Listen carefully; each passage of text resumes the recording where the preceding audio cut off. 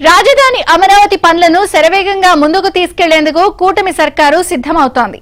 దాదాపు 37,702 కోట్ల రూపాయల విలువతో కూడిన పనులకు 45వ సిఆర్డీ అథారిటీ సమావేశంలో ఆమోద ముద్ర వేసింది. వచ్చే నెలలో దాదాపు 20,000 మంది రాజధాని అమరావతి పనుల్లో నిమగ్నమవుతారని ప్రభుత్వం ప్రకటిస్తోంది. అటు అమరావతి నిర్మాణ పనులను పునఃప్రారంభించేందుకు ప్రధాని మోదీని ఆహ్వానించనున్నట్లు సీఎం చంద్రబాబు సైతం ప్రకటించారు. తాజా పరిణామాలపై రైతులు హర్షం వ్యక్తం చేస్తున్నారు.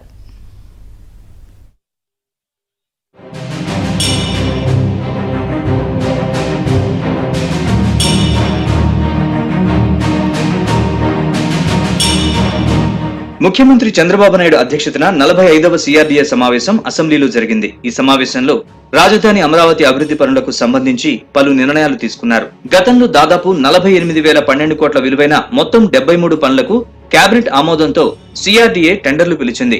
వీటిలో దాదాపు 37,702.15 కోట్ల విలువైన పనులకు సంబంధించిన 59 టెండర్లను సోమవారం ఓపెన్ చేసి సిఆర్డీఏలో అథారిటీలో పెట్టి ఆమోదం పొందారు. ఆ పనుల నిర్వహణకు లెటర్ ఆఫ్ ఇంటెంట్ వెంటనే ఇస్తామన్నారు. ఈ మొత్తం 59 పనుల్లో సిఆర్డీఏకు చెందిన 22 పనుల విలువ దాదాపు 22,607.11 కోట్లని, ఏడీసీకి చెందిన 37 పనుల విలువ 15,095.04 కోట్లని మంత్రి నారాయణ వెల్లడించారు. సిఆర్డీఏకు చెందినవి 24 పనులు కాగా ప్రస్తుతానికి 22 పనులకు సంబంధించిన టెండర్లను మాత్రమే ఓపెన్ చేశారు. మిగిలిన 2 పనులకు సంబంధించిన టెండర్లను ఈ నెల 17వ తేదీన తెరుస్తారు. ఇవి కాకుండా ఎన్టీఆర్ విగ్రహం, ఐకానిక్ బ్రిడ్జ్, జాతీయ రహదారికి అనుసంధానం చేసే మార్గాలు, కరకట్ట రహదారి నిర్మాణం తదితర పనులకు సంబంధించి 16,871.52 కోట్ల విలువైన మరో 19 పనులకు ఈ నెలాఖరులోపు టెండర్లు పిలిచి పనులు చేపడతారు.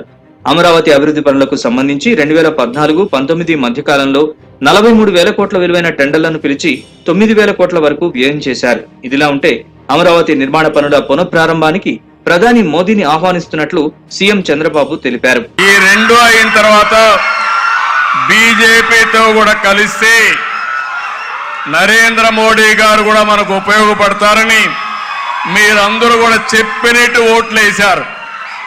మీరు ఓట్లేశారు కాబట్టి ఈరోజు ఢిల్లీలో మన గెలుపు ఒక సంజీవినిగా పనిచేసింది. రాష్ట్రాన్ని కాపాడుకోవడానికి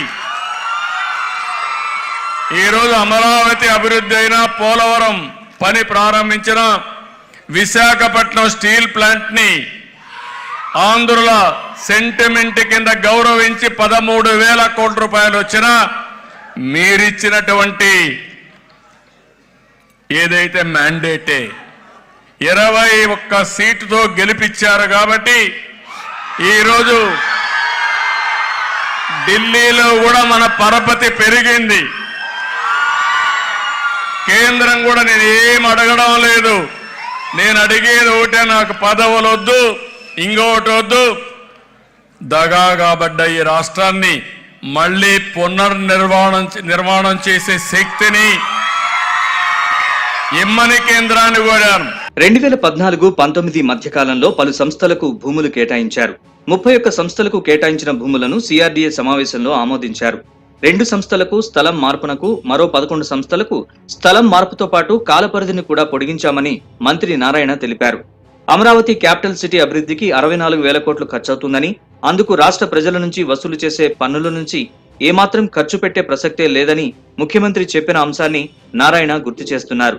రైతుల నుంచి సేకరించిన భూముల్లో 6,203 ఎకరాలు సిఆర్డీఏకు మిగిలిందని, అందులో దాదాపు 1,900 ఎకరాలను పలు సంస్థలకు కేటాయించడం జరుగుతుందన్నారు. ఇవన్నీ పోగా సిఆర్డీఏ పరిధిలో మరో 4,000 ఎకరాల స్థలం ఉంటుంది. ఆ భూమిని తనఖా పెట్టడం, వేలలో విక్రయించడం ద్వారా వచ్చిన ఆదాయంతో క్యాపిటల్ సిటీని నిర్మిస్తారు. ఇప్పటికే ప్రపంచ బ్యాంకు నుంచి 15,000 కోట్ల రుణం తీసుకున్నారు. హడ్కో ద్వారా 11,000 కోట్లు, వివిధ బ్యాంకుల ద్వారా 5,000 కోట్లు రుణం తీసుకుంటారు. 31,000 కోట్లు సమీకరించి అమరావతి పనుల్ని తిరిగి ప్రారంభిస్తున్నారు. 4,000 ఎకరాలు నెట్ మిగిలినంతా ఇవ్వగానే రైతులకు ఇవ్వాల్సిన ల్యాండ్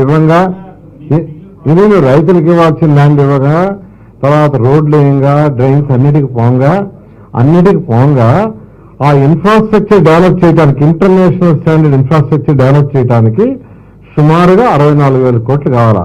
ఆ 64,000 కోట్లు దీంట్లో నుంచి జనరేట్ చేస్తున్నాం. దీంట్లో నుంచి జనరేట్ చేసి ఇక్కడ ఖర్చు పెడుతున్నాం. అది టెండర్లకి బాగా రెస్పాన్స్ వచ్చింది. పెద్ద కంపెనీలు వచ్చినాయి, జరిగింది. వర్క్స్ వచ్చి యాక్చువల్ గా ఇవాళ అథారిటీ మీటింగ్ అయింది. 17వ తేదీ క్యాబినెట్ ఉంది. క్యాబినెట్ లో కూడా పెడతాం. నెక్స్ట్ డే యాక్చువల్ గా ఇమీడియట్ గా వర్క్స్ టేక్ అవుతారు. ఇప్పుడు చెప్పారు కదా, టెండర్స్ ఈ నెలాఖరులో పిలుస్తారు. రాజధాని పనులతో భూమి విలువ కూడా పెరుగుతోంది. అప్పుడు ఆ భూములను వేలం వేయడం ద్వారా వచ్చిన సొమ్ముతో అసలు వడ్డీలను కూడా తీర్చేసే అవకాశం ఉంటుందని ప్రభుత్వం విశ్వసిస్తోంది. అమరావతి రాజధాని ప్రాంతంలో అన్ని రకాల భూముల్ని కలుపుకొని 53,500 ఎకరాల భూమి ఉంది. అందులో 30% వరకు గ్రీన్ అండ్ బ్లూని అభివృద్ధి పరచడం జరుగుతుందని మంత్రి నారాయణ తెలిపారు.